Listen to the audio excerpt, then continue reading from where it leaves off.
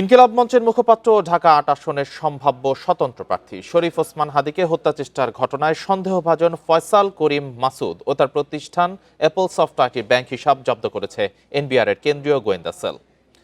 সকালে এনবিআর থেকে এ তথ্য জানানো হয়। জানা যায় অ্যাপল সফট আইটি লিমিটেড কোম্পানিটি ২০১০ সালে প্রতিষ্ঠিত হয়। আরএফএল গিজার মানে চটজলদি পানি গরম, বিদ্যুৎ বিল 20% কম। আরএফএল গিজার, উষ্ণ পানির পরশ। ফয়সাল করিম মাসুদের এই প্রতিষ্ঠানটি বেসিসের সদস্য। এদিকে হাদীকে হামলার ঘটনায় ব্যবহৃত মোটরসাইকেল শনাক্ত করা হয়েছে। মোটরসাইকেলটির মালিককেও আটক করেছে র্যাব। আটক ব্যক্তির নাম আব্দুল হান্নান। শনিবার রাতে তাকে রাজধানীর মোহাম্মদপুরে আটক করার পর পল্টন থানা পুলিশের কাছে হস্তান্তর করে র্যাব। আটক আব্দুল হান্নান হামলায় জড়িত কিনা খতিয়ে দেখা হচ্ছে।